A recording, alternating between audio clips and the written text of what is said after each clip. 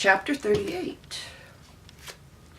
The pages of my brand new life insurance policy on spool from the printer. I clip them together, then slide them into a manila envelope. I have made sure to select a plan that covers not only my demise from natural causes, but also death and dismemberment from an accident. I placed it on my desk beside the note I penned to Aunt Charlotte. It is the hardest letter I have ever written. In it, I've left information about my bank account with my swollen new balance so she can easily access it. She is the sole beneficiary of my life insurance policy as well. I have 3 hours left. I pick up my to-do list and mark off that task. My room is clean, my bed neatly made. All of my belongings are stored in my wardrobe. Earlier today, I also checked off 2 other items. I telephoned Maggie's parents, and then I called Jason. At first, he didn't recognize my name. It took him a few moments to remember. I paced during the pause in which he made the mental connection, wondering if he would acknowledge our past encounters.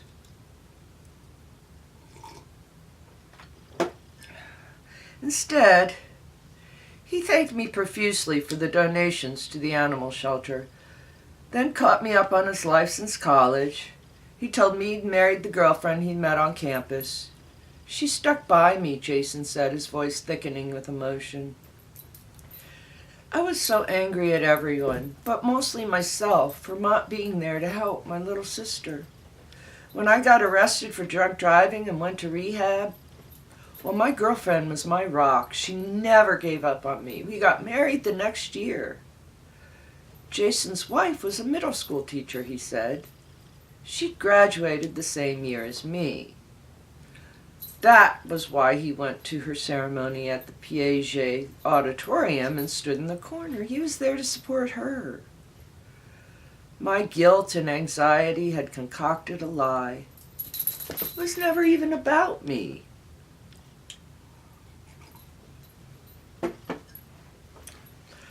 I couldn't help but feel sad for the woman who let all that fear shape so many of her life choices.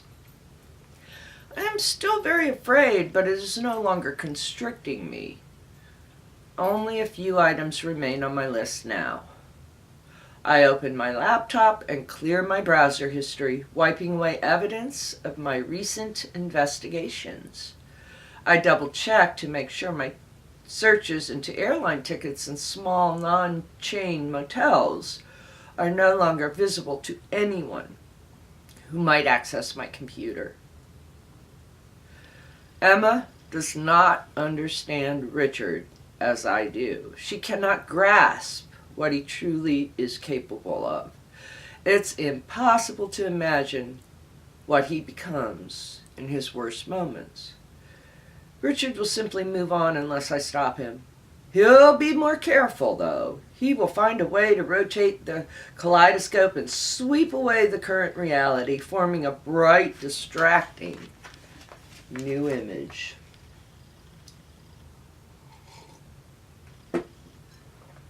I lay my outfit on my bed and take a long hot shower, trying to ease the tightness in my muscles.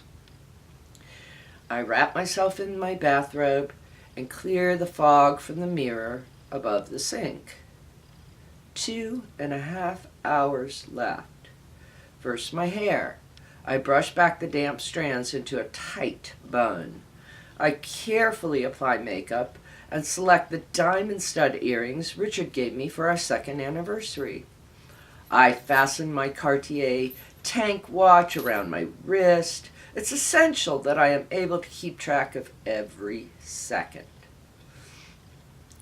The dress I've selected is one I wore when Richard and I went to Bermuda. A classic snow white sheath. It could almost serve as a wedding dress for a simple beachside ceremony. It is one of the outfits he sent back to me a few weeks ago. I've chosen it not only for its history and for its possibilities, but also because it has pockets. 2 hours remain. I slip on a pair of flats, then gather the items I will need. I tear up my list into tiny bits, then flush them down the toilet. I watch them swirl away, the ink blurring. A final act I must do remains before I leave. It is the most wrenching item on my list. It will require every bit of strength and all of the acting expertise I have accumulated. I find Aunt Charlotte in the extra bedroom that serves as her studio. The door is open. Canvases are stacked 3 deep throughout the room. Splatters of succulent colors layer the softwood floor. For a moment, I surrender to the beauty.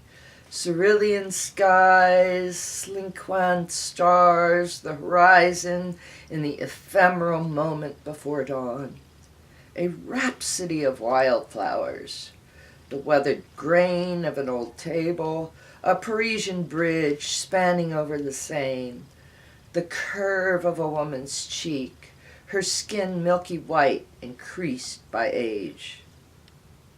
I know this face so well. It is my aunt's self-portrait. Aunt Charlotte is lost in the landscape she is creating. Her strokes are looser than they have been in the past, her style more forgiving. I want to capture her like this in my memory. After a few moments, she looks up and blinks. "Oh, I didn't see you there, honey." "I don't want to disturb you," I say softly. "I'm heading out for a bit, but I've left lunch for you in the kitchen." "You look nice. Where are you off to?" "A job interview. I don't want to jinx it, but I'll tell you about it tonight." My eyes fell on the canvas across the room, a laundry line hanging outside a building above a Venetian canal, the shirts and pants and skirts billowing in a breeze I can almost feel. "You have to promise me one thing before I go. Bossy today, aren't you?" Aunt Charlotte teases. "Seriously, it's important. Will you go to Italy before the end of the summer?" The smile fades from Aunt Charlotte's lips. Is something wrong? I desperately want to cross the room and hold on to her, but I fear if I do, I might not be able to leave. This is all in my letter, anyway. Remember that day when you taught me about how sunlight contains all the colors of the rainbow? You were my sunlight. You taught me how to find rainbows. Please go to Italy for us. You will always carry me with you. I shake my head. Nothing's wrong. I was planning on taking you as a surprise, but I'm worried if I get this job, we won't be able to go together, that's all. Let's not think about that now. You just focus on your interview. When is it? I check my watch. 90 minutes. Good luck. I blow her a kiss and imagine it landing on her soft cheek. Chapter 39. For the second time in my life, I stand in a white dress at the end of the narrow swath of blue looking at Richard. The elevator doors close behind him, but he is motionless. I feel the intensity of his gaze all the way down at my end of the hallway. I've been deliberately stoking his anger for days, coaxing it from the place where he struggles to keep it buried. It is the opposite of how I taught myself to behave during my marriage. Are you surprised, sweetheart? It's me, Nellie. It is precisely 2:00. Emma is a dozen yards from where I stand in her living room with Maureen. Neither of them knows I am here. I snuck into the building an hour ago by trailing a delivery man through the door. I know exactly where the uniformed man carried the long rectangular box would arrive. It was I who placed the order for a dozen white roses to be sent to Emma this afternoon. "I thought you were out of town," he says.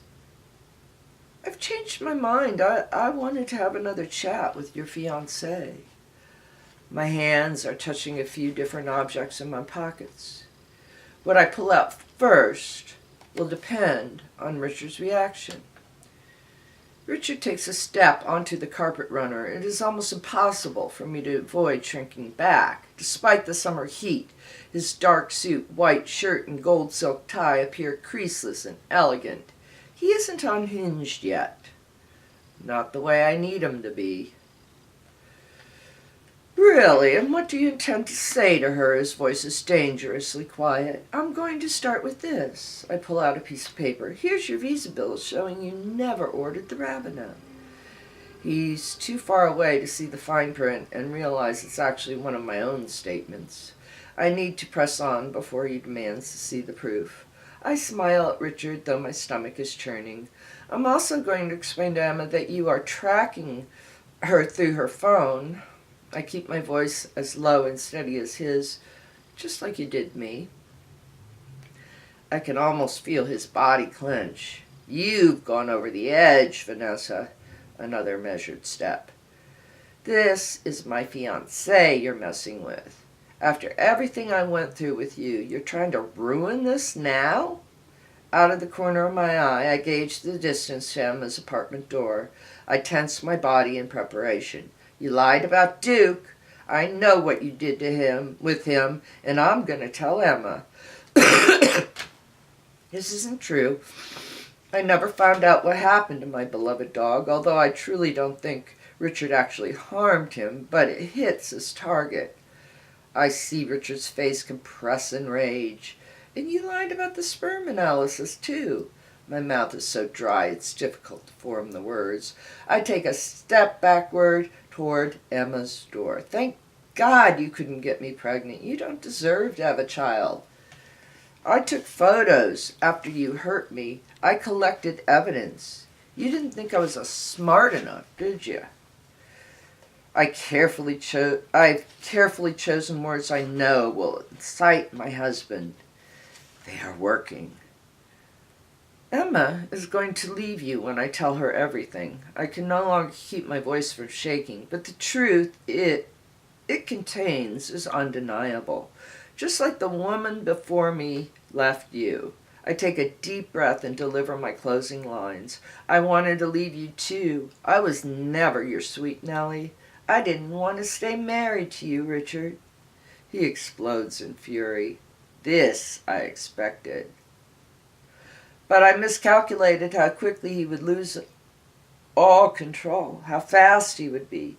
He is upon me before I have taken more than a few running steps towards Emma's door. Richard's hands tighten around my throat, cutting off my supply of oxygen. I thought I'd have time to scream, to bang on the door and summon Emma and Maureen so they could witness Richard's transformation. Richard would never be able to explain this violence away. It would be the physical proof that couldn't be found in a notebook or a filing cabinet or a storage unit. This was the other insurance policy I needed to save us all. Me, Emma, and the women in Richard's future. I was also counting on Richard to halt his attack when Maureen and Emma appeared, or that, at least, they would be able to stop him. Now there is no reason for him to deny himself his need to extinguish me. My windpipe feels as if it is being crushed into the back of my neck. The pain is agonizing. My knees buckle. My left arm helplessly stretches out towards Emma's door, though I know it's futile. She is twirling her wedding gown for her future sister-in-law, completely unaware of what is happening on the other side of her living room wall. Richard's assault is nearly silent. A gurgling noise wrenches free from my throat, but it is not loud enough to reach her, or anyone else who may be home on this floor. He thrusts me back against the wall. His hot breath brushes my cheeks. I see the scar above his eye. a silvery crescent as he leans closer. I am engulfed by dizziness.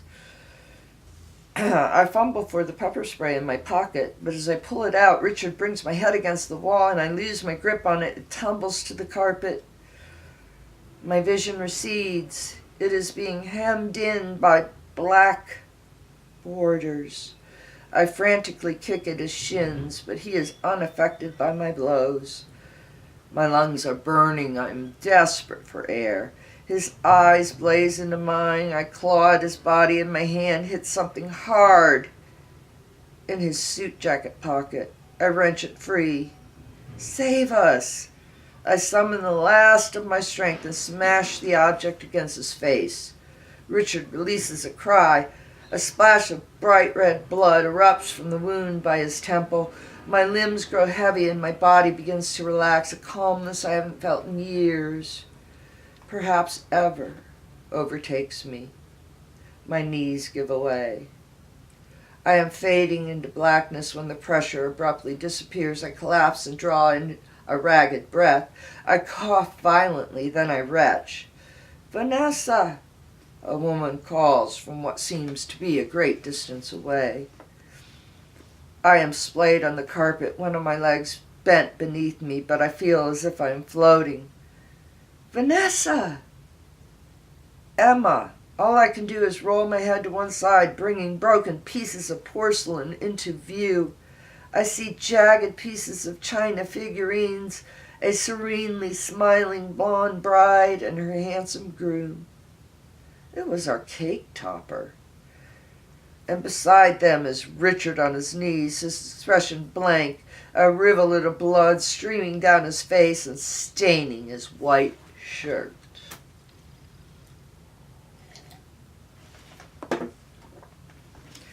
I suck in a painful breath, then another. All of the menace has leached out of my ex-husband. His hair has fallen forward into his eyes. He is immobile. Fresh oxygen returns a little strength to my body, though my throat feels so swollen and tender I can't swallow. I manage to edge backward and pull myself into a sitting position, slumping against the hallway. Emma hurries to my side. She is barefoot and, like me, clad in a white sheath, her wedding gown. "I heard someone yell. I came out to see, but then what happened?" I can't speak.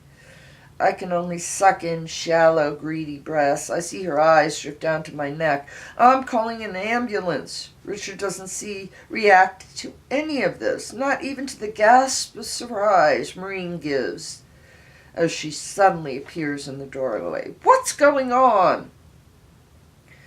Maureen stares at me, the woman she dismissed as unstable as her brother's cast-off wife. Then she looks at Richard, the man she helped raise and loves unconditionally. She goes to him. She reaches out and touches his back. "Richard?" He raises a hand to his forehead, then stares at the streak of red on his palm. He seems oddly distant, as if he's in shock. "I hate the sight of blood." That was one of the first things he ever said to me. I suddenly realized that in all of the ways Richard hurt me, he never once made me bleed. Maureen hurries into the apartment and returns with a wad of paper towels. She kneels next to him and presses the towels to his wound. What's going on?" Her words grow sharper. "Vanessa, why are you here? What did you do to him?" "He hurt me." My voice is hoarse and every syllable feels as if the shards of porcelain is rubbing against the inside of my throat. I need to finally say these words. I grimace as I make my voice louder. "He choked me. He nearly killed me, just like he used to hurt me when we were married." Maureen gasps. "He wouldn't. No, not..." Then she falls silent. She is still shaking her head, but her shoulders sag and her face collapses. I am certain, though she hasn't yet seen the fingerprint-shaped marks that I know are blooming on my neck, she believes me. Maureen straightens up. She pulls the paper towels away from Richard's face and examines his injuries. When he speaks again, her tone is brisk yet caring. It isn't so bad. I don't think you'll need stitches. Richard doesn't react to this either. I'll take care of everything, Richard. Maureen gathers up the shattered pieces of porcelain. She cups them in one hand and wraps her arm around her brother and tilts her head close to his. I can just barely make out her whispered words. I always took care of you, Richard. I never let anything bad happen to you. You don't have to worry. I'm here. I'm going to fix everything. Her utterances are bewildering, but what shocks me most is the strange emotion infusing them. Maureen doesn't sound angry or sad or confused. Her voice is filled with something I can't identify at first because it's so out of place. I finally realize what it is. Satisfaction.